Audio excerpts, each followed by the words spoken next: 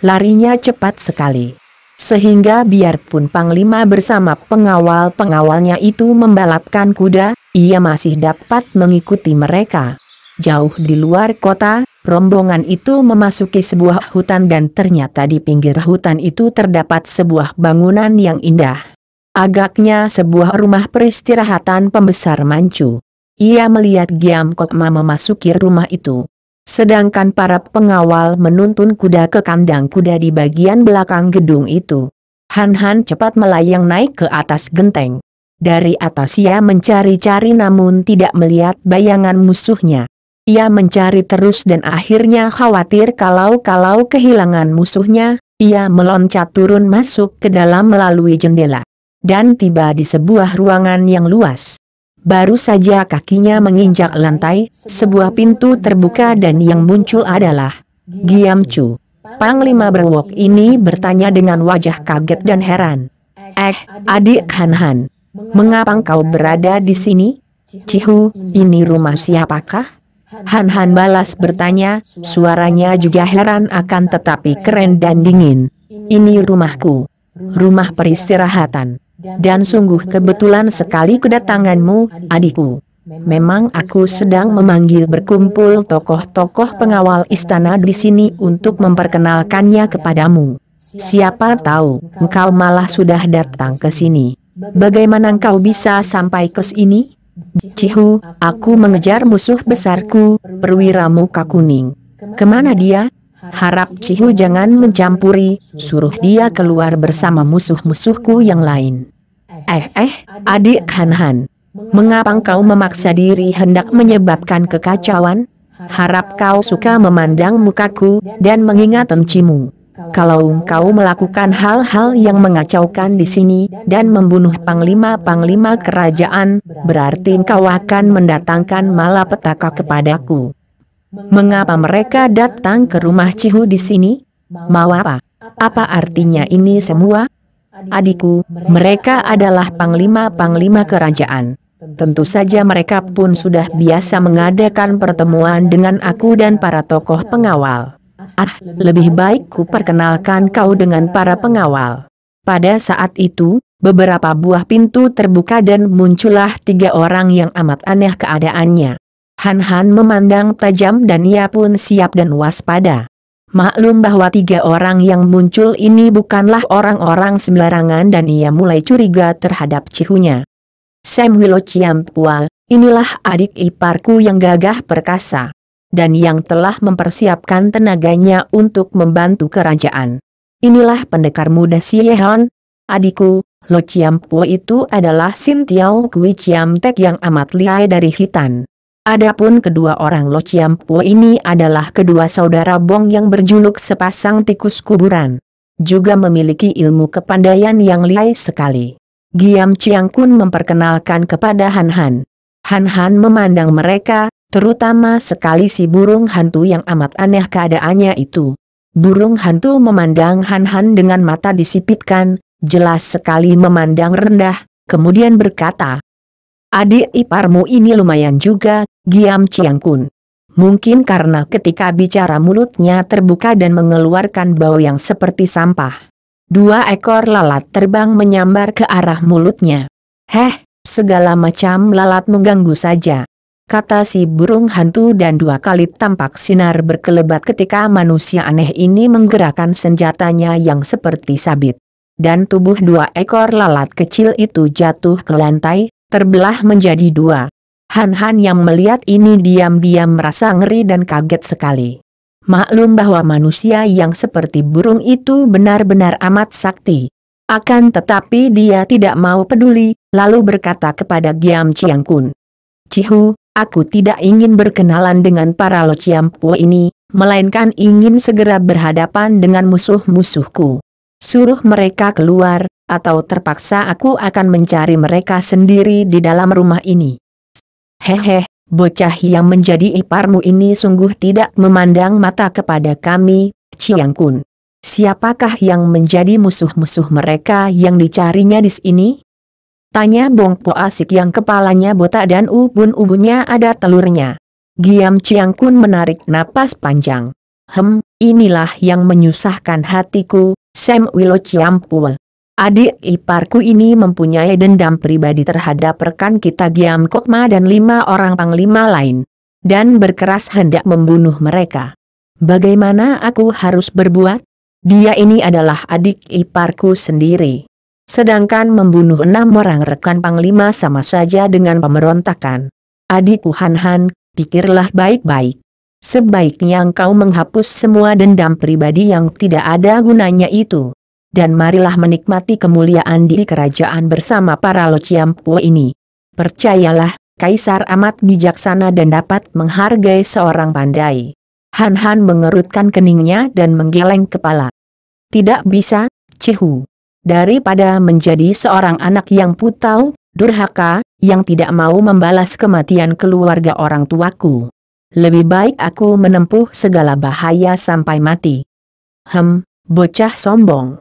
Engkau hendak membunuh 6 orang panglima kerajaan? Wah, nanti dulu. Apa kau kira hadirnya orang macam aku di sini tiada gunanya? Lawan dulu sabitku, baru boleh kau coba-coba melanjutkan niatmu yang jahat. Sin Tiao Kui mengejek dan kakinya yang hanya sebelah yang berdiri itu meloncat-loncat seperti burung. Maju mendekati Han. Orang muda, dengan adanya kami di sini, mana mungkin kau akan membunuh panglima kerajaan? Jangan mimpi di siang hari. Bentak Bonglek yang sudah maju pula bersama adiknya. Han mengerutkan keningnya dan memandang kakak iparnya, lalu berkata, suaranya dingin sekali. Beginikah kehendakmu, Cihu? Bertemu pandang dengan adik iparnya, Giam Chiang Kun merasa bulu tengkuknya berdiri. Pandang mata Han seolah-olah menembus dan dapat menjenguk isi hatinya. Maka sambil menggerakkan pundaknya dan mengalihkan pandang ia menjawab. Engkaulah yang menyusahkan aku, Han. Tentu saja tidak seorang pun di sini yang akan membiarkan kau membunuh orang. Apalagi hendak membunuh 6 orang panglima.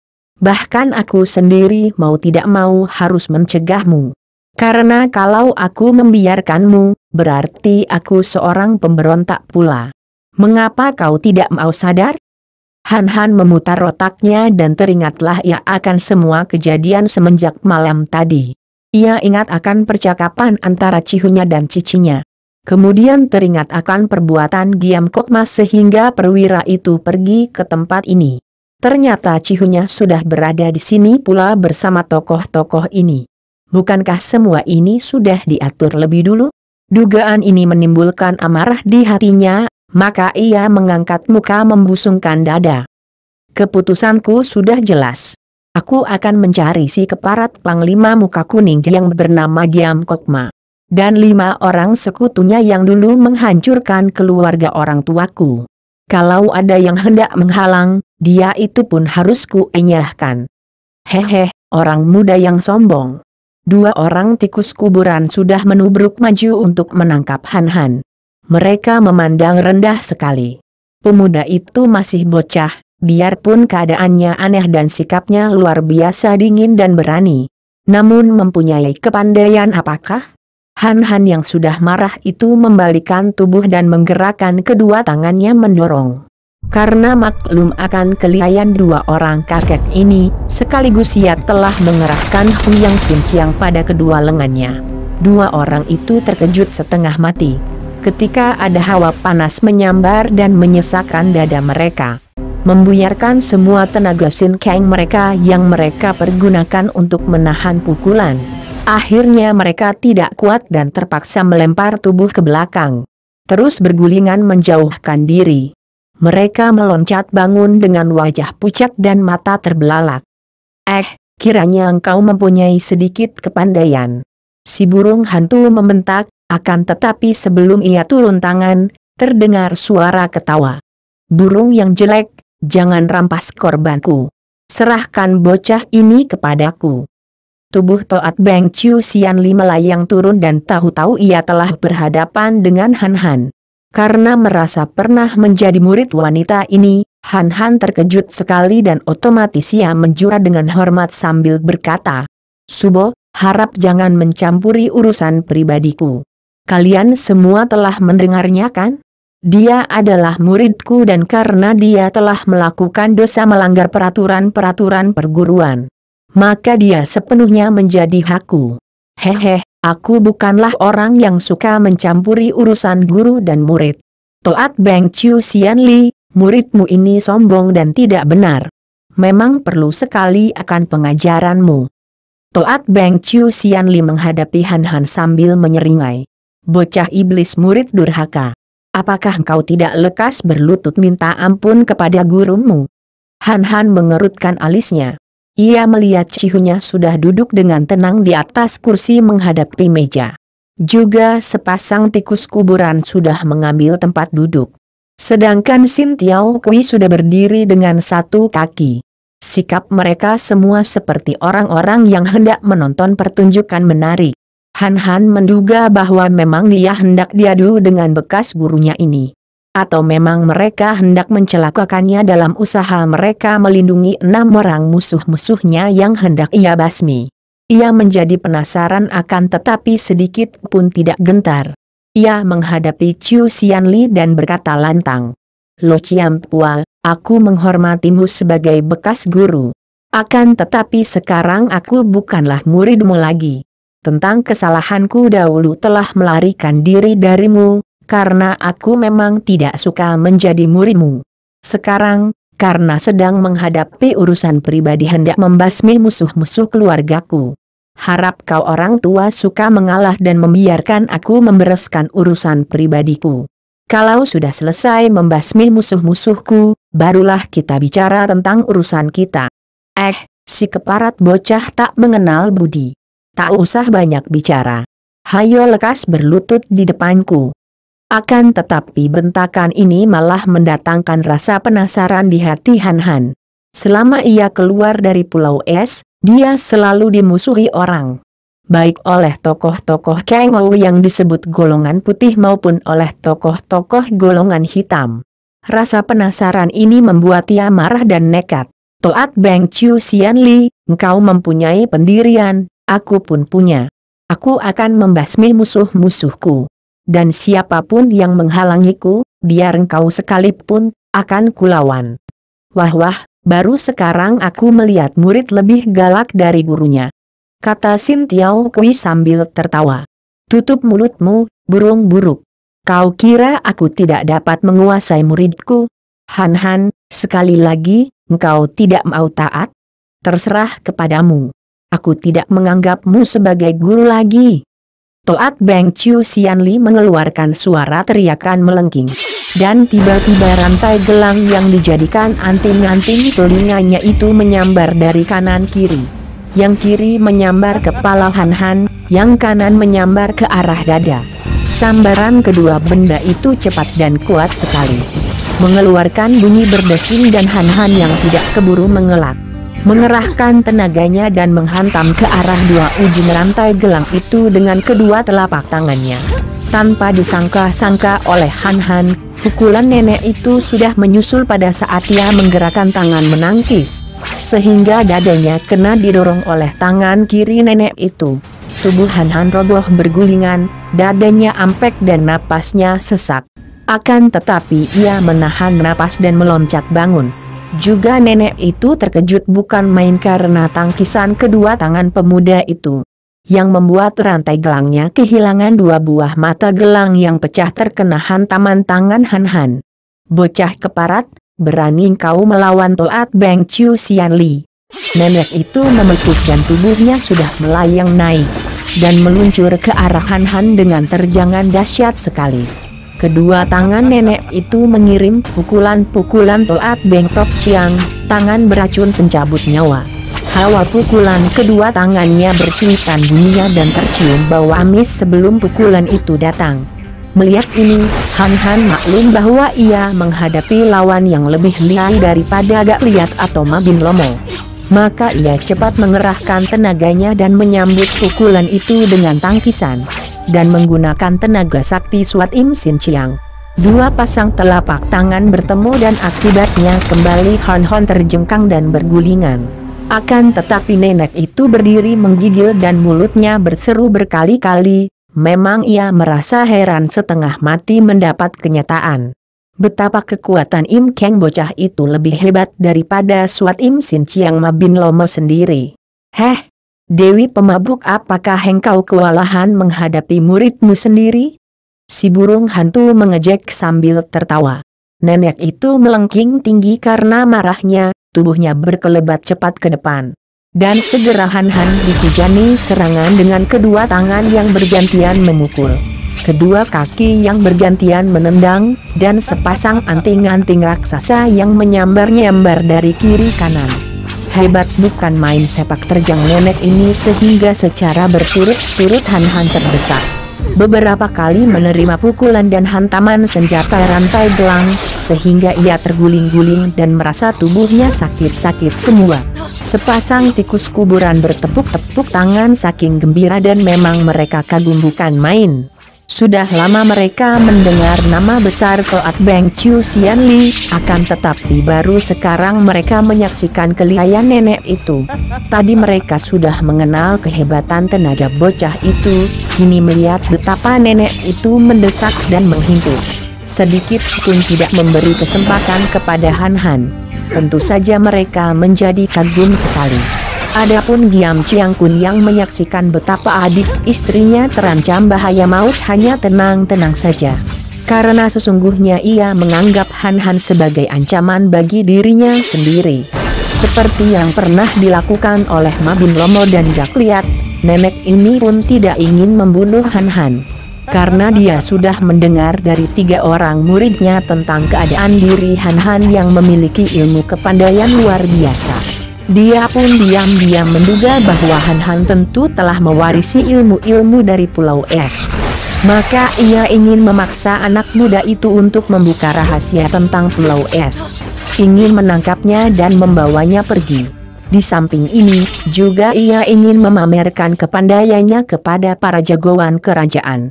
Maka ia sengaja mempermainkan Han Han dan mengeluarkan kepandaiannya yang memang mengagumkan sekali. Kalau ia kehendaki, tentu ia telah dapat membunuh Han Han dengan pukulan-pukulan Toat Beng Tok Chiang yang dikerahkan dengan tenaga sepenuhnya. Untuk kesekian kalinya, ketika dengan nekat Han Han menubruk, menggunakan pukulan Hui Yang Sin Chiang dengan tangan kanan, dan pukulan Suat Im Sin Chiang dengan tangan kiri, yang amat mengagumkan hati nenek itu. Toat Beng Chiu Sian Li mencelat ke atas sehingga kedua pukulan itu luput. Kemudian dari atas kakinya menendang, mengenai dada Han Han. Sehingga tubuh pemuda ini terlempar sampai di sudut ruangan itu. Han Han terbanting pada dinding. Tangannya meraba kaki meja hiasan tinggi yang menjadi tempat pot bunga. Ia meloncat bangun dan mematahkan kaki meja itu. Seperti juga kursi yang diduduki Giam Chiang Kun, kaki meja itu terbuat daripada akar pohon yang bengkak-bengkok dan bening. Begitu ia patahkan menjadi sebatang tongkat dan dengan senjata sederhana. Han Han maju lagi menghadapi si nenek sakti dengan kemarahan meluap-luap. Ia maklum bahwa kepandaiannya kalah jauh, akan tetapi kemauannya yang keras membuat ia nekat dan pantang menyerah. Kalau perlu ia akan mempertaruhkan nyawanya di tangan bekas gurunya ini. Biar engkau berubah menjadi 3 orang, tak mungkin dapat menangkap Toat Beng Chiu Sian Li, bocah sombong. Heh, biar dia berkepala 3 dan berlengan 6, takkan mampu menang. Bong Po asik mengejek pula. Mendengar ini, nenek itu terkekeh. Jangankan hanya menjadi 3, biar menjadi 30 sekalipun aku masih sanggup mempermainkannya. Han Han makin marah, merasa dianggap rendah sekali. Ia teringat akan kemampuannya yang luar biasa, yang hampir berhasil ketika ia pergunakan dalam menghadapi setan botak dan si muka kuda tempo hari. Mendengar itu, ia pun lalu berkata dengan suara lantang. Sinar matanya menyambar-nyambar seperti kilatan halilintar. Dan suaranya yang mengandung hikang kuat itu didasari kekuatan kemauan mujizat yang amat berpengaruh. Nenek sombong. Lihat. Aku sudah menjadi 3 orang. Engkau mau bisa apa? Sambil berkata demikian, ia menyerang dengan pukulan tongkat kaki meja ke depan. Dan terbelalaklah semua orang ketika melihat betapa Han Han benar-benar telah menjadi 3 orang. 3 orang muda berambut riap-riapan, ketiganya memegang tongkat dan menyerang Toat Beng Chu Xianli dari 3 jurusan. Heh, mimpikah aku? Si burung hantu berkata gagap dengan mata makin menjuling. Demi segala iblis di neraka. Si muka tikus Boklek berseru dengan mata terbelalak. Ilmu hitam apakah ini? Giam Chiang pun juga berseru, jantungnya seperti berhenti berdetak. Toat Beng Chu Xianli menjadi bingung dan menjerit. Punggungnya terkena hantaman tongkat. Akan tetapi tubuhnya kebal dan sungguh pun ia merasa punggungnya nyeri. Namun ia tidak terluka dan kembali ia melengking nyaring. Tubuhnya mencelat ke atas dan ia menghindarkan pukulan tangan kanan kedua orang. Han Han yang berada di belakangnya sambil menggerakkan rantai, gelang telinga kanannya menyerang ke arah dada Han Han yang bergerak ke depannya. Dengan telapak tangan kanannya Han Han menampar ujung rantai itu. Sehingga 2 buah gelang pecah-pecah sambil memegang tongkat dengan tangan kiri. Dalam pandang mata 4 orang yang menjadi penonton, 2 orang Han Han yang lain juga memindahkan tongkat ke tangan kiri dan mereka menerjang berbareng. Toat Beng Chu Xianli selama hidupnya belum pernah mengalami hal seperti itu. Ia kembali meloncat ke atas untuk menghindarkan diri. Dan tiba-tiba ia menggerakkan tangan. Kiranya ia sudah melolos 3 buah gelang rantainya dan melontarkannya ke arah 3 orang lawannya. Memang anting-anting luar biasa itu selain menjadi perhiasan dan senjata ampuh, juga dapat ia pergunakan sebagai senjata rahasia, yaitu dengan cara melolos gelang-gelangan rantainya. Han Han cepat mengelak sambil menangkis dengan tongkatnya. Tongkatnya patah dan remuk. Ternyata bahwa tongkat kedua orang bayangannya juga patah dan remuk. Kini dia dan bayangan-bayangannya itu mengeroyok dengan tangan kosong. Melihat ini Giam Chiang Kun segera berseru. Ilmu sihir. Dia hanya seorang, yang 2 hanyalah bayangan. Toat Beng Chu Xianli bukan seorang bodoh. Dia seorang datuk golongan hitam yang sakti. Maka ia segera sadar bahwa tidak mungkin ada manusia yang dapat mengubah diri menjadi 3 orang. Maka ia mengerahkan kekuatan batinnya dan seketika pandangannya menjadi terang. Lawannya hanya seorang saja, bekas muridnya yang telah memperoleh kemajuan luar biasa sekali. Terutama telah memiliki tenaga Sin Kang yang mentakjubkan. Akan tetapi rasa gentar dan bingung tadi dipergunakan baik-baik oleh Han Han. Selagi lawannya bingung, ia mengerahkan tenaganya di kedua tangan dan begitu tubuh nenek itu turun, ia menubruk ke depan, memukul dengan dorongan dahsyat. Kini ia menggunakan inti tenaga Im Kang yang ia latih selama bertahun-tahun di Pulau Es. Menurut petunjuk kitab-kitab Mabin Lomo dan kitab-kitab sepasang pedang iblis, Han Han mampu memukul air menjadi beku dan menjadi sebongkah salju sebesar kerbau. Toat Beng Chu Xianli merasa betapa hebatnya hawa pukulan yang amat dingin itu. Baru terkena hawanya saja, ia merasa semua darah di tubuhnya seperti membeku. Maka maklumlah nenek ini bahwa kalau ia terkena pukulan itu, tentu ia tidak akan kuat menahan dan akan tewas. Maka ia mengerahkan tenaganya dan tiba-tiba tubuhnya lenyap. Pukulan Han Han mengenai lantai di belakang tempat nenek itu tadi berdiri. Membuat lantai itu bergetar dan semua perabot yang berada di belakangnya hancur semua. Kiranya nenek itu mempergunakan tenaganya yang mujizat. Dan tubuhnya telah amblas ke lantai. Dia selamat. Akan tetapi ketika ia meloncat keluar dari lantai yang mencetak tubuhnya merupakan lubang sedalam 1 kaki. Ia kelihatan pucat dan dari ujung bibirnya menetes darah. Ia hanya kena serempet saja, namun cukup membuat nenek ini terluka. Haha, nenek setan arak, biar ku bantu kau. Tiba-tiba terdengar seruan keras dan tahu-tahu gak lihat si setan botak telah berada di belakang Han Han. Lalu secepat kilat ia memukul punggung Han Han dengan pukulan Huyang Sin Chiang. Han Han merasa betapa hawa panas menyambarnya dari belakang. Ia mengerahkan Sin Kang melindungi tubuhnya sambil membalik. Namun terlambat. Pukulan ampuh mengenai punggungnya. Dan biarpun tubuhnya dilindungi Sin Kang yang kuat, tidak urung ia terlempar juga dan roboh pingsan di depan kaki Toat Beng Chiu Sian Li. Hahaha, aku sudah membantumu. Engkau pun harus membantu kami, membantu kerajaan, Toat Beng Chiu Sian Li. Kata pula Gak Liat. Nenek itu memandang tubuh yang tergolek pingsan di depan kakinya.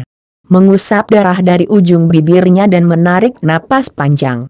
Sebetulnya aku tidak membutuhkan bantuanmu, setan botak. Akan tetapi aku memang sudah berjanji untuk membantu kalian asal kaisar dapat menghargai tenaga orang. Sekarang aku ada urusan pribadi dengan bocah ini. Sampai jumpa. Lain kali aku datang lagi. Ia mengempit tubuh Han Han yang lemas dan hendak pergi. Hahaha, takkan ada gunanya kau membujuk dia untuk bicara tentang Pulau Es, Chiu Sian Li. Dia keras kepala, engkau takkan berhasil. Kata pula Gak Liat. Toat Beng Chiu Sian Li menengok dan berkata, suaranya dingin. Siapa hendak bicara tentang Pulau Es? Dia bekas muridku yang durhaka. Harus diberi hukuman untuk memberi contoh kepada murid-murid lain. Setelah berkata demikian, tubuhnya berkelebat dan lenyap. Giam Chiang Kun bernapas lega, merasa seolah-olah sebuah batu berat yang selalu menekan di dalam dadanya telah ikut terbawa pergi oleh nenek sakti itu. Air, sungguh berbahaya. Katanya sambil menyapu peluh yang membasahi lehernya. Pintu terbuka dan muncullah Giam Kok Ma, mukanya yang kuning kini berubah putih dan ia bertanya terengah-engah. Betulkah apa yang kulihat tadi? Dia, iblis cilik itu, berubah menjadi 3? Celaka, jangan-jangan hanya satu yang dibawa pergi, yang 2 lagi. Panglima muka kuning ini memandang ke seluruh ruangan dengan mata jelalatan. Takut kalau ia akan menemukan 2 orang Han Han lagi di tempat itu. Yang pasti akan membunuhnya. Kang To Kui Gak Liat tertawa, lalu duduk di atas kursi dan berkata, Chiang Kun, tidak usah khawatir. Dia memang memiliki sedikit ilmu sihir. Bukan tubuhnya berubah menjadi 3. Hanya dia mempengaruhi pandangan dan kemauan kita sehingga kita melihatnya seperti 3 orang. Setan cilik itu betul-betul amat berbahaya kalau dibiarkan hidup. Dia memiliki banyak ilmu yang aneh-aneh. Untung dia telah tertawan oleh Toat Beng Chiu Sian Li. Dan aku mengenal betul siapa Chiu Sian Li. Iblis cilik itu pasti tidak akan hidup lagi. Syukurlah kalau begitu, kata Giam Chu dan Giam Kok Ma dengan hati lega. Tenaga Sin Kangnya tidak lumrah manusia, kata kedua orang saudara Bong. Gak Liat hanya tertawa, tidak mau bicara banyak karena dia sendiri masih ngeri. Kalau mengingat betapa dia dengan Ma Bin Lome sampai terluka ketika melawan bocah itu. Dan lebih-lebih lagi, ketika hendak membunuhnya tiba-tiba muncul tokoh yang paling disegani, paling dihormati, juga paling ditakuti di dunia ini. Kuai Lo Jin. Sayang sekali aku tidak mendapat kesempatan untuk menghajar bocah sombong itu. Tiba-tiba Sin Tiao Kui berkata sambil menggoyang senjata sabit di tangannya. Sin Tiao Kui burung jelek. Percuma menyesal, dia tentu akan mampus di tangan Chiu Sian Li. Kalau kau ingin memperlihatkan kepandaianmu, boleh kau coba-coba dengan aku. Boleh, sekarang pun boleh, kata si burung hantu. Dan ia menggerakkan tangan kirinya ke arah seekor lalat yang selalu banyak berterbangan di sekitar tubuhnya. Yang mungkin karena tertarik baunya yang apek dan penguk. Begitu ia memutar-mutar tangannya, ada angin berpusingan keras. Dan betapapun lalat itu hendak terbang, ia tidak mampu keluar dari pusingan angin itu. Dan hanya terbang bingung berputar-putar di depannya. Demonstrasi Sin Kang yang seperti main-main ini sesungguhnya hebat. Memperlihatkan betapa si burung hantu sudah menguasai Sin Kang sampai cukup tinggi. Sehingga mampu menggunakan tenaga yang dibikin halus seperti itu. Beraninya hanya sama lalat.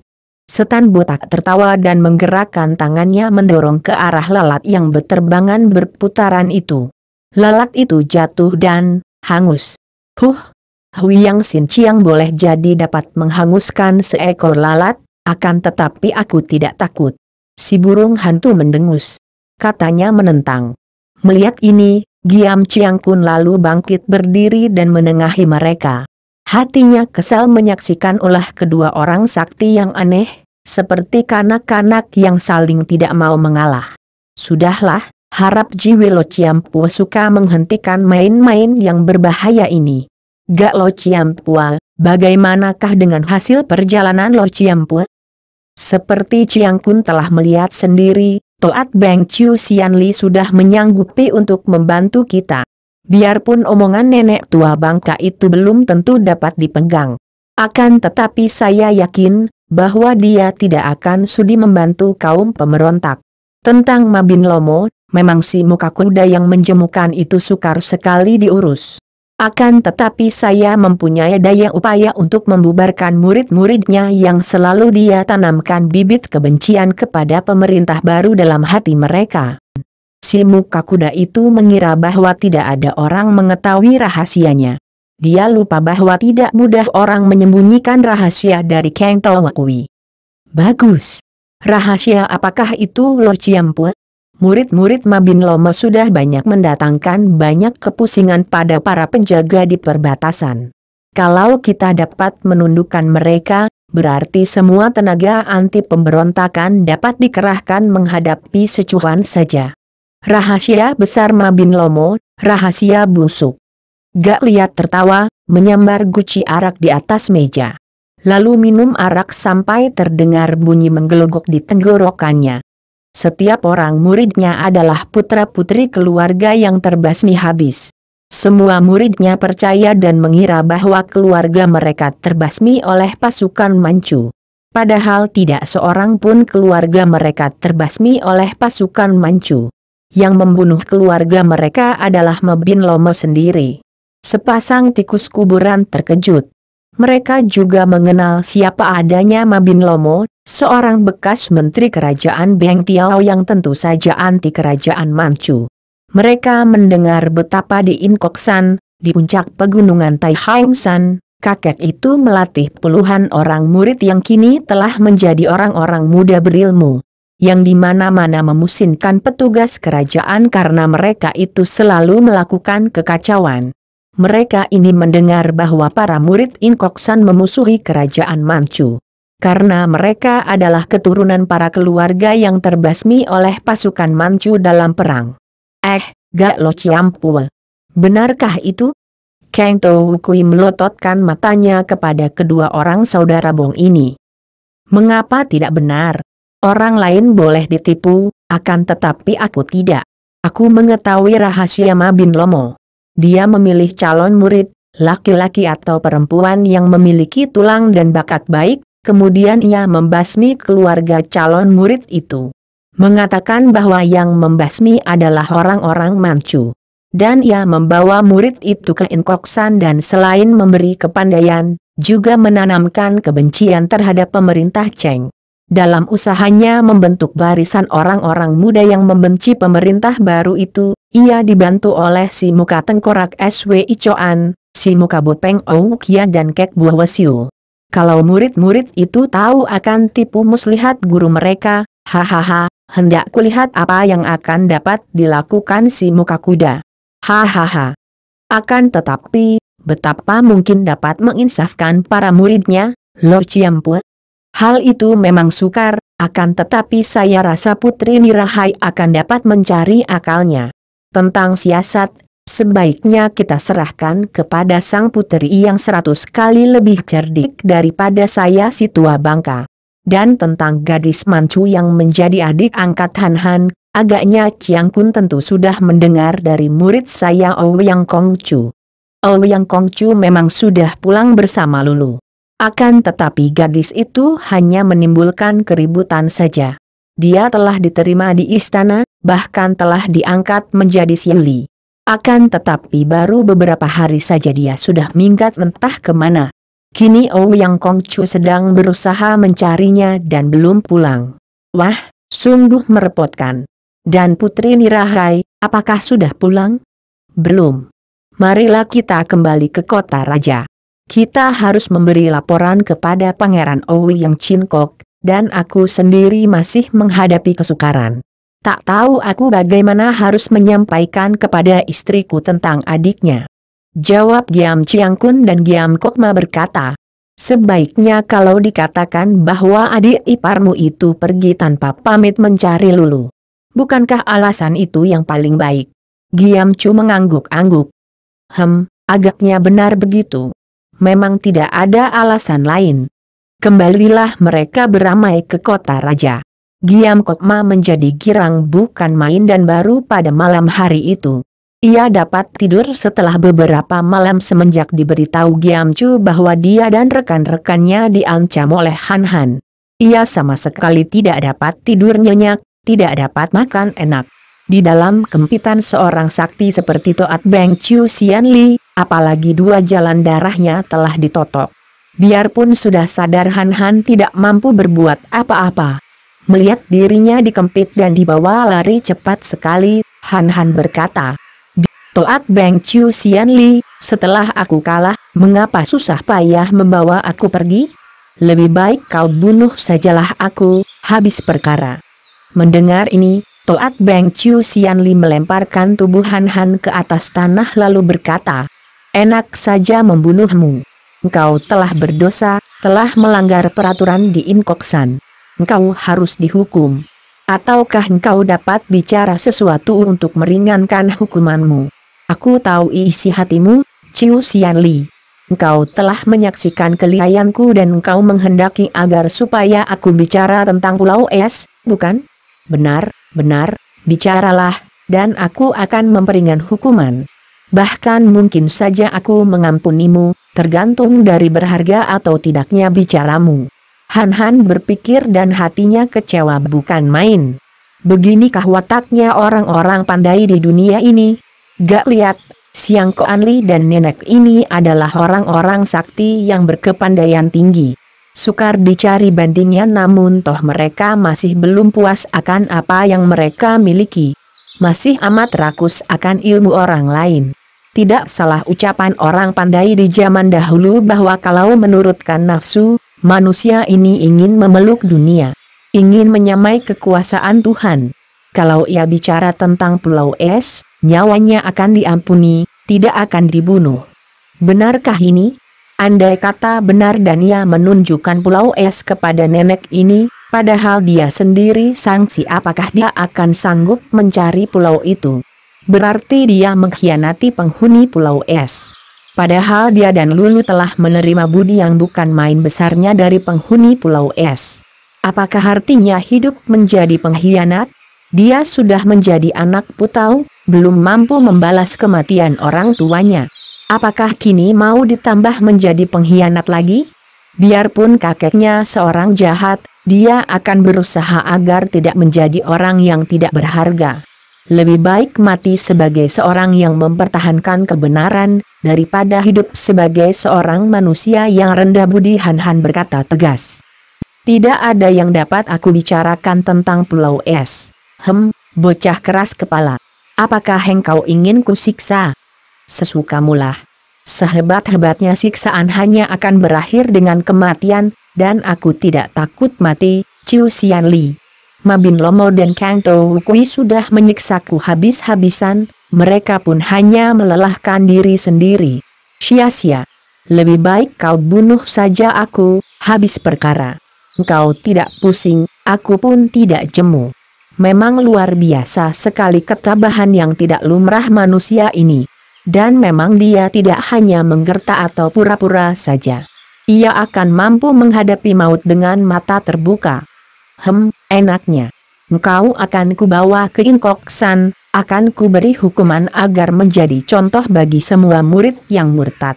Han Han tidak mau menjawab lagi, hanya memandang nenek itu dengan sinar mata tidak acuh sama sekali. Nenek itu mendengus marah, menyambar lagi tubuh Han Han, dan mengempitnya lalu membawanya lari cepat sekali seperti terbang. Para murid di Inkoksan kini telah menjadi pejuang-pejuang muda yang gagah berani. Dan biarpun mereka itu tidak bekerja sama, juga jumlah mereka hanya beberapa puluh orang saja. Namun sudah cukup mendatangkan kepusingan bagi pemerintah Manchu. Inkok San kini hanya merupakan tempat di mana kadang-kadang para murid itu pulang, karena memang tidak mempunyai tempat tinggal lagi. Setelah mereka tamat belajar dan mulai membantu perjuangan menentang pemerintah penjajah, Inkok San menjadi sunyi. Bahkan Mabin Lomo jarang sekali berada di puncak itu. Hanya Toat Beng Chiu Sian Li dan 3 orang muridnya yang selalu berada di situ. Karena berbeda dengan Mabin Lomo yang mendidik murid-muridnya untuk memusuhi pemerintah Manchu, Toat Beng Chiu Sian Li tidak mementingkan soal politik dan tekun melatih 3 orang muridnya, yaitu Kim Chu, Foa Chiok Lin dan Gulai Kwan. Biarpun demikian, 3 orang muridnya yang semenjak dibawa ke Inkok San oleh Mabin Lomo memang sudah membenci bangsa Manchu. Karena keluarga mereka terbasmi oleh bangsa Manchu. Apalagi karena semua murid Mabin Lomo yang berada di situ juga saudara-saudara seperguruan mereka. Maka 3 orang muda ini tentu saja tidak mau tinggal diam melihat perjuangan para murid Mabin Lomo. Seringkali mereka bertiga meninggalkan Inkok San untuk mengganggu pembesar-pembesar Manchu. Membunuhi mereka, terutama sekali kepala kampung atau pembesar-pembesar baru di dusun-dusun. Toat Beng Chiu Sian Li yang melihat betapa 3 orang muridnya juga ikut berjuang, tidak ambil peduli dan menganggap itu sebagai latihan yang baik bagi mereka. Akan tetapi betapa kaget, penasaran dan marah hati nenek ini ketika hari itu ketiga orang muridnya melaporkan bahwa mereka bertemu dengan Han Han, yang melindungi seorang panglima Manchu yang hendak pulang ke kota raja dan betapa mereka bertiga telah kalah melawan Han Han. 3 orang muridnya yang ia banggakan itu, yang tentu saja ketiganya memiliki tingkat kepandaian lebih tinggi daripada semua murid Mabin Lomo, kalah oleh murid durhaka yang melarikan diri itu. Nenek itu marah, penasaran, dan juga di sudut hatinya timbul keheranan dan dugaan bahwa Han Han telah mewarisi ilmu-ilmu kesaktian yang terdapat di Pulau Es. Maka ia lalu turun dari Inkok San menuju ke kota raja. Di tengah perjalanan ia bertemu dengan Kang Tou Kwei Gak Liat yang membujuknya untuk membantu istana dengan menjanjikan kemuliaan kepada nenek itu. Toat Beng Chiu Sian Li tertarik, maka ia dianjurkan oleh Gak Liat untuk langsung menghadap Pangeran Owi yang Chin Kok seperti telah direncanakan. Karena memang dia hendak mencari muridnya yang murtad di kota raja. Maka nenek itu menyanggupi dan seperti telah diceritakan, dia bertemu dengan Pangeran Owi yang Chin Kok. Dan betapa girang hatinya ketika ia mendengar pula bahwa Han Han berada di kota raja. Maka ia lalu ikut menjalankan siasat memancing Han Han keluar kota raja. Kemudian menangkap pemuda itu dan membawanya ke Inkok San. Mula-mula memang ia hendak membujuk Han Han untuk bicara tentang Pulau Es. Akan tetapi setelah hatinya yakin bahwa ia takkan berhasil membujuk pemuda aneh yang memiliki kekerasan hati luar biasa itu, ia mengambil keputusan untuk mengancam Han Han dengan hukuman-hukuman. Dan kalau pemuda itu tetap menolak, ia akan menghukum mati di depan murid-muridnya, agar para muridnya tunduk kepadanya. Ketika Toat Beng Chiu San Li tiba di Inkok San mengempit tubuh Han Han, 3 orang muridnya menyambutnya dengan berbagai macam perasaan. Gulai Kwan menjadi girang sekali bahwa orang yang pernah mengalahkannya dan membuatnya penasaran kini telah ditawan gurunya. Foa Chiok Lin juga tersenyum puas karena gadis bermata tajam ini menganggap Han Han sebagai musuh, pembela seorang panglima Manchu. Adapun Kim Chu memandang Han Han dengan mata terbelalak dan hatinya seperti ditusuk pedang. Karena ia merasa kasihan sekali dan merasa ngeri betapa bekas sahabatnya yang paling baik ini akan mengalami hukuman yang mengerikan. Akan tetapi karena ia tak mungkin dapat menolongnya, ia hanya memandang dengan mata terbelalak dan muka pucat. Juga belasan orang murid Mabin Lomo yang kebetulan berada di Inkok San memandang dan saling berbisik membicarakan Han Han, yang tentu saja mereka kenal sebagai seorang murid yang murtad dan menyeleweng, minggat dari Inkok San. Nenek itu menoleh kepada para murid yang bergerombol memandang itu dan berkata, "Murid murtad sudah tertangkap, mari kalian saksikan dia dihukum." Ikat kedua tangannya. Nenek itu langsung membawa Han Han ke sebuah kamar yang kosong dan buruk, yaitu kamar penyiksaan atau kamar tempat hukuman bagi para murid murtad. Di situ hanya terdapat sebuah dipan bambu kecil di tengah kamar. Toat Beng Chiu Sian Li melempar tubuh Han Han ke atas dipan. Nenek itu memerintah dan Gulai Kuan cepat maju. Mengambil tambang yang terbuat dari serat yang ulet dan kuat, menelikung kedua lengan Han Han ke belakang, dan membelenggunya, melibat-libat kedua lengan dan tubuhnya dengan erat sekali. Han Han tidak dapat berdaya karena ia berada dalam keadaan tertotok. Ia hanya sekilas saja melayangkan pandang matanya kepada para murid itu dan mengenal mereka. Akan tetapi ketika bertemu pandang dengan Kim Chu, sejenak pandang mata mereka melekat. Dan Han Han menjadi terharu ketika dapat melihat betapa gadis itu memandangnya dengan muka pucat dan sinar mata penuh kekhawatiran dan iba. Ia menarik napas panjang dan mengharap supaya hukuman segera dilaksanakan. Karena dalam keadaan tertotok seperti itu ia tidak akan terlalu menderita rasa nyeri. Akan tetapi harapannya ini buyar ketika nenek itu menotoknya 2 kali untuk membebaskan jalan darahnya. Maka mulailah ia merasa nyeri-nyeri tubuhnya. Dan ketika ia berusaha menggerakkan kedua tangan, ia mendapat kenyataan bahwa tambang yang mengikatnya itu kuat sekali. Pula, apa artinya memberontak? Dia tidak akan dapat melawan Toat Beng Chiu Sian Li, apalagi di situ terdapat belasan orang murid nenek itu dan murid-murid Mabin Lomo, yang rata-rata memiliki kepandaian tinggi dan yang tentu akan mengeroyoknya. Karena ia tidak mau menjadi tontonan, ia lalu miringkan tubuhnya ke kanan, membelakangi para murid Inkoksan dan menyerahkan nasibnya kepada Tian. Keadaan di dalam ruangan itu sunyi senyap, semua murid memandang dengan jantung berdebar. Mereka adalah orang-orang gagah yang sudah banyak menghadapi pertempuran, sudah banyak membunuh musuh tanpa berkedip. Akan tetapi selalu, apabila ada seorang murid Inkoksan menjalani hukuman, jantung mereka berdebar tegang. Karena nasib seperti yang dialami si murid terhukum sewaktu-waktu dapat menimpa pula diri mereka sendiri. Kim Chu, kau isi guci arakku yang kosong ini. Toat Beng Chiu Sian Li berkata sambil melontarkan guci araknya yang kosong kepada si murid. Lontaran ini sengaja ia lakukan dengan tenaga Sin Kang. Sehingga, bagi orang yang tidak memiliki Sin Kang kuat dan tidak terlatih, menerima lontaran guci ini saja cukup untuk membuatnya roboh. Dengan nyawa melayang meninggalkan badan. Akan tetapi dengan tubuh miring, Kim Chu dapat menerima guci itu dengan baik. Lalu lari pergi untuk mengisi guci arak itu dengan arak simpanan gurunya. Setelah mengisi guci arak, ia berlari kembali dan menyerahkan guci arak kepada gurunya. Toat Beng Chiu Sian Li menenggak guci araknya. Beberapa tetes arak mengalir keluar dari mulutnya karena agaknya sudah ketagihan sekali dan tergesa-gesa minum araknya. Kemudian ia menurunkan guci dari mulut dan berkata, suaranya bengis menyeramkan. Murid-muridku, juga murid Mabin Lomo, semua murid-murid Inkoksan. Lihat baik-baik, si Yehan ini adalah seorang murid yang murtad, yang telah minggat dan melakukan banyak hal yang melanggar peraturan perguruan Inkoksan.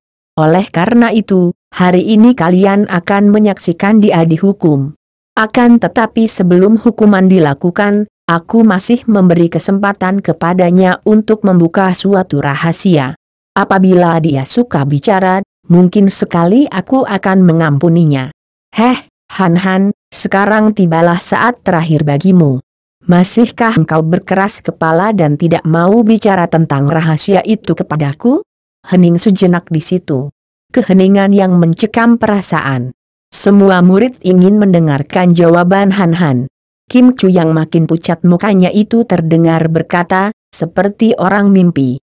Sehingga dapat diketahui bahwa dia bicara di luar kesadarannya. Suara yang keluar dari hatinya yang terguncang, suara yang gemetar. Han Han, kau bicaralah. Gadis itu terkejut sendiri mendengar suara hatinya keluar dari mulutnya, memecah kesunyian.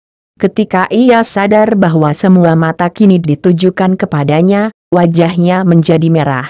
dan ia menundukkan mukanya. Han yang berada dalam keadaan samadhi itu seperti mimpi. Ia melihat bayangan ibunya. Ibunya menghampirinya, mengulurkan kedua tangan dengan pandang mata penuh kasih sayang. Tiba-tiba terdengar suara Toat Beng Chiu Sian Li tadi yang disusul suara Kim Chu.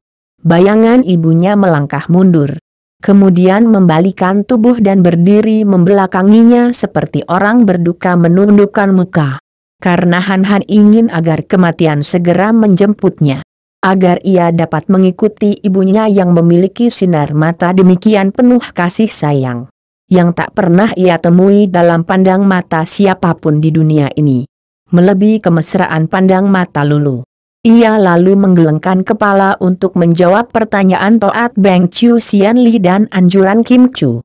Ia masih memejamkan matanya dan menunjukkan perhatiannya kepada tubuh ibunya yang berdiri membelakanginya. Dan pundak ibunya bergerak-gerak seperti orang menangis. Toat Beng Chiu Sian Li marah sekali. Pemuda itu sungguh menggemaskan. Menjawab dengan mulut pun tidak mau, hanya menggeleng kepala.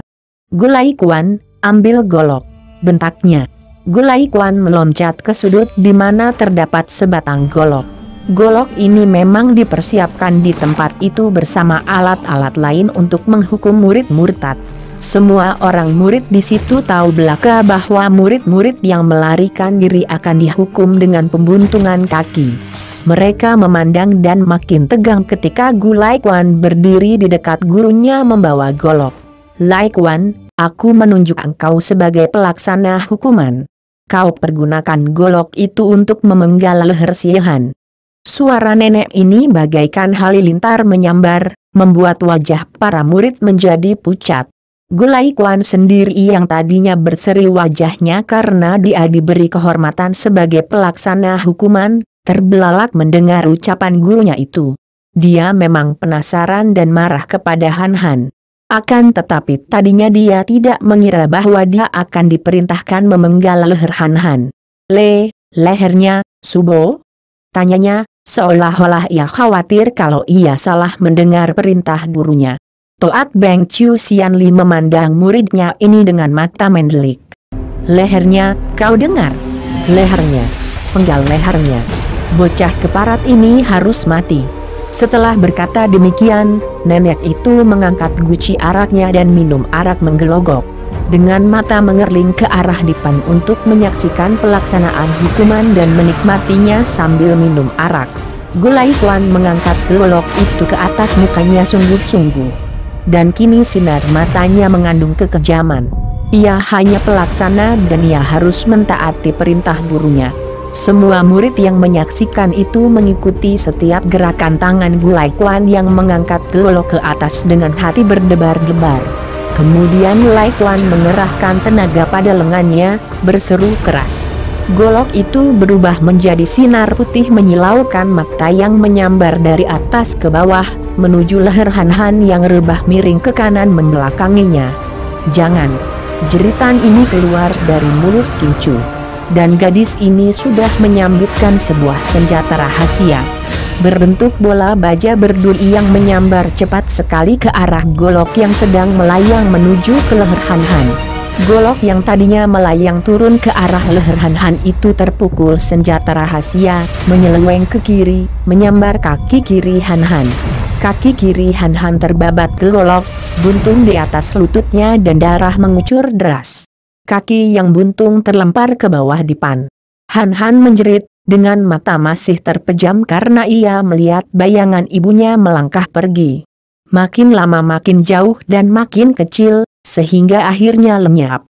"Ibu, jangan tinggalkan anakmu, ibu." Sekali lagi Han menjerit dan ia roboh pingsan. Ketika ia siuman kembali, ia melihat Kim Chu berlutut di dekat dipan. Dan gadis itu menotok punggung dan pangkal pahanya untuk menghentikan darah yang mengucur keluar dari pahanya yang buntung. Han merasa betapa kaki kirinya perih dan nyeri sekali. Akan tetapi ia tidak mengeluh dan maklumlah ia bahwa dia tidak dibunuh, melainkan dibuntungi sebelah kaki kirinya. Ruangan itu sudah tidak terlalu penuh orang lagi. Semua murid Mabin Lomo telah disuruh pergi oleh Toat Beng Chiu Xianli yang marah sekali. Menyaksikan betapa muridnya yang paling ia sayang, Kim Chu, telah melakukan hal yang amat memalukan dan memarahkan hatinya. Kini yang berada di situ hanya Toat Beng Chiu Xianli dan 3 orang muridnya. Lai Quan berdiri di sudut ruangan dengan kening berkerut, hatinya mendongkol terhadap Kim Chu yang telah membuat pelaksanaan tugasnya tidak sempurna. Juga ia mendongkol karena Kim Chu yang diam-diam dicintanya itu membela Han Han. Foa Chioklin berdiri di sudut lain, memandang ke arah Kim Chu dan gurunya berganti-ganti. Hatinya gelisah karena ia maklum bahwa sucinya itu tentu tidak akan dapat terbebas dari hukuman atas perbuatannya tadi. Nenek itu masih menenggak araknya. Matanya mengeluarkan sinar berapi memandang Kim Chu yang agaknya tidak mempedulikan semua itu. Dan berusaha menghentikan darah yang mengucur dari paha Han Han. Suasana yang amat sunyi itu menimbulkan kegelisahan di hati Han Han. Pertama, dia tidak jadi mati. Kedua, kakinya buntung dan apa yang dapat ia lakukan dengan kaki yang hanya tinggal sebelah itu? Ketiga, ia amat cemas memikirkan nasib Kim Chu. Gadis yang telah menolongnya dan di depan gurunya berani menolong menghentikan darahnya. Dan berusaha pula membebat luka di pahanya dengan robekan ujung baju. Kim Chu, mengapa engkau berani menangkis golok Lai Quan? Mengapa engkau berani menggagalkan hukuman penggal kepala bocah itu? Tiba-tiba nenek itu bertanya, suaranya dingin sekali.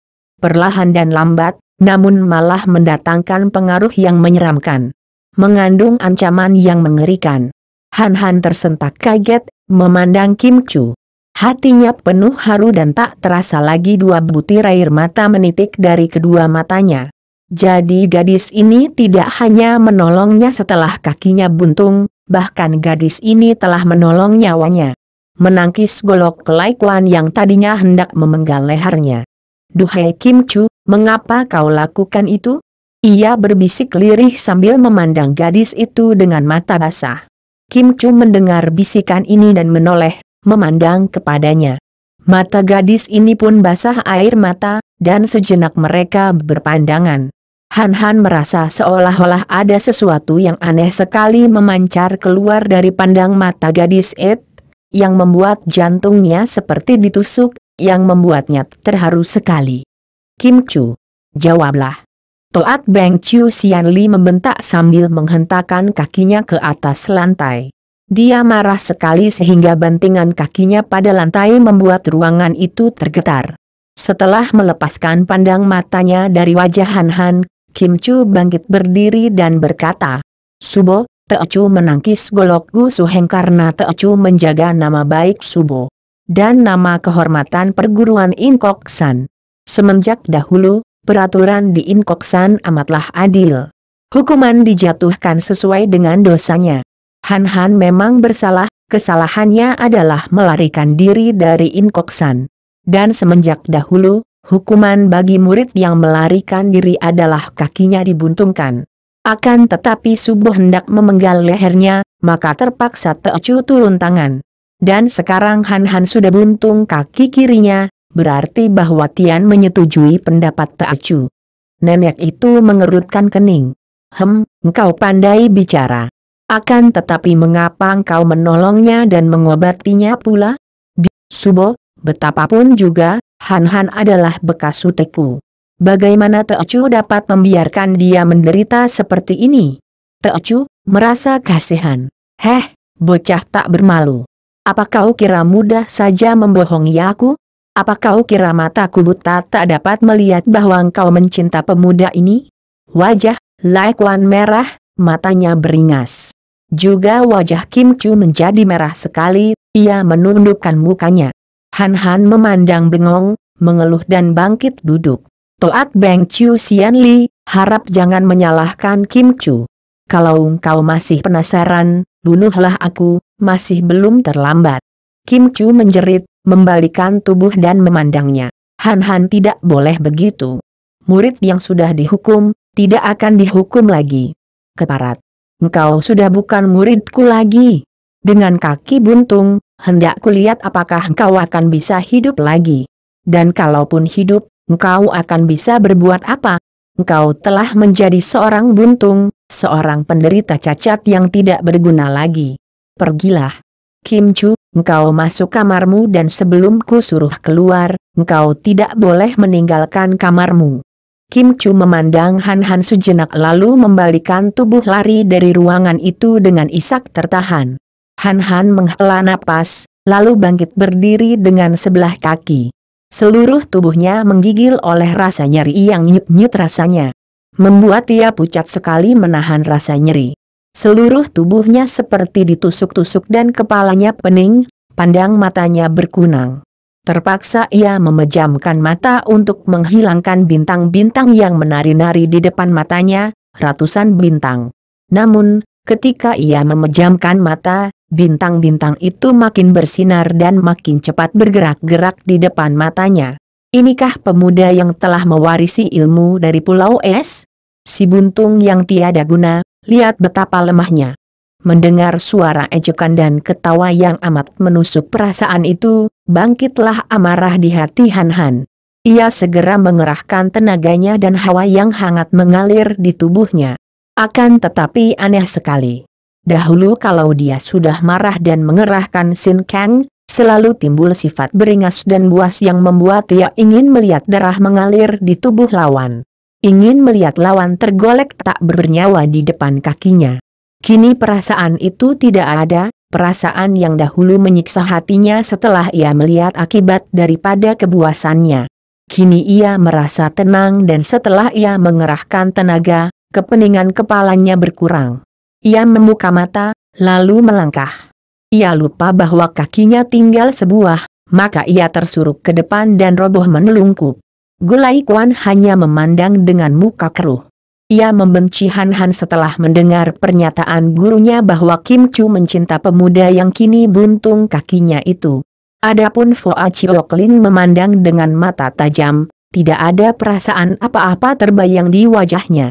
Han Han kembali mendengar suara ketawa Toat Beng Chiu Sian Li. Ia mengerahkan tenaga dan bangkit lagi dengan kedua tangannya menekan lantai.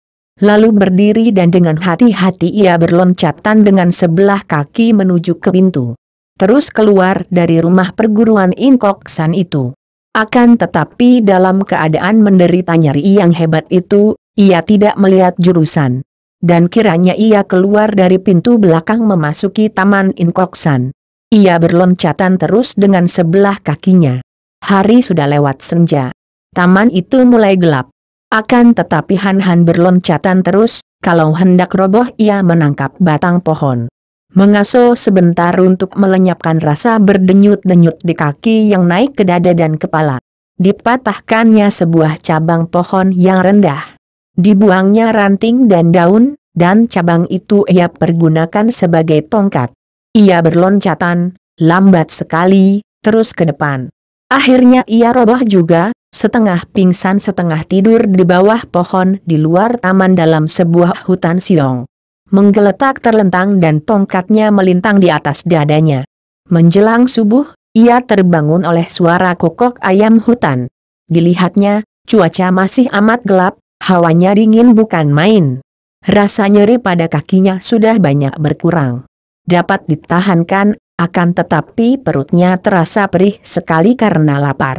Sudah 4 hari 4 malam dia tidak makan, semenjak ditangkap Toat Beng Chiu Sian Li. Dan kehilangan darah membuat tubuhnya lemas. Ia bangkit duduk, bersandar batang pohon, menengadah memandang langit yang hitam penuh bintang.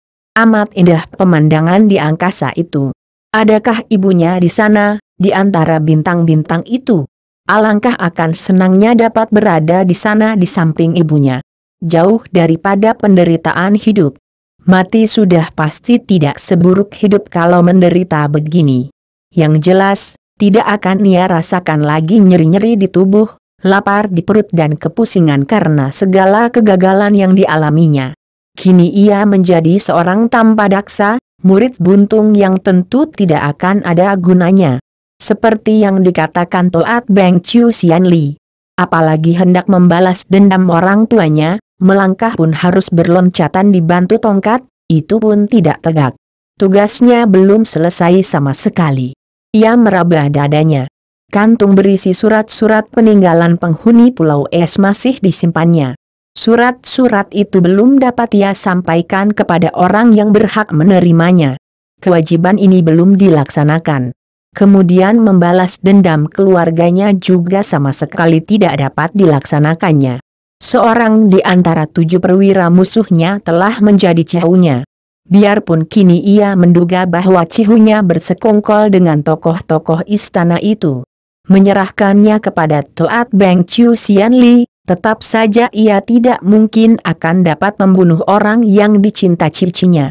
Dan 6 orang perwira lain pun tak mungkin dapat dibalas setelah ia kini menjadi buntung. Di waktu ia belum buntung pun ia tidak mampu membalas. Musuh-musuhnya itu dilindungi orang-orang sakti. Masih ada tugas lagi yang makin sulit dilaksanakan, yaitu mencari Lulu.